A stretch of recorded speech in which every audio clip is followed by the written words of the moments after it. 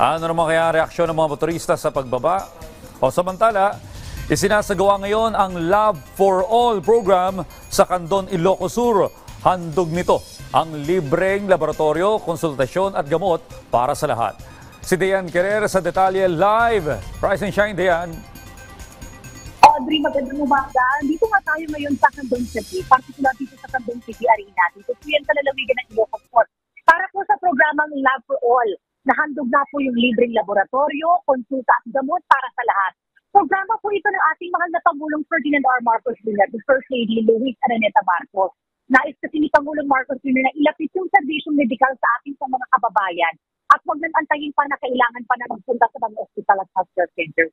Dito sa loob ng arena, nagsimula na yung libreng konsultasyon sa mga pasyente at sa mga benepisyaryo. Marami na yung sumasailalim sa libreng health screening and assessment. Nagpapakuha sila ng blood pressure, nagpapalab, at meron din mga libreng gamot.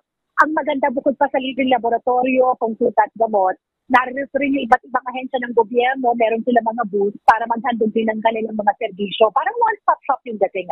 Nandito yung mga booths ng PhilHealth, LTO, SSS, FUA, at maging PAUPROS Legal Services at iba't iba pang mga booths para po sa libreng services para po sa ating mga taga rito sa Candon City. Now, bago pa man yung Love for All program, nagsagawa na rin ng mga medical lessons sa mga libreng komunidad dito sa Candon City. Ipinarating naman ni Candon City Mayor Eric Simpson yung pangsalamat kay Pangulong Marcos Jr. at First Lady Luis Araneta Marcos sa pagdadala dito sa kanilang lungsod ng Love for All program.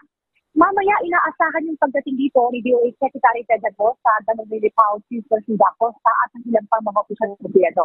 At nakatakda rin yung pagdating ni First Lady Luis Araneta Marcos na siyang panauring pandagal sa naturang aktibidad. Mamaya magkakaroon din ng inauguration ng Ilocos Sur Medical Center. At yan muna ang latest mula dito sa Candon City, Ilocos Sur, kaugnay pa rin ng Love for All program, ang libreng laboratorio, konsultasyon at gamot para sa lahat. Ako po si Dayan Querer para sa Pambansang TV sa Bagong Pilipinas.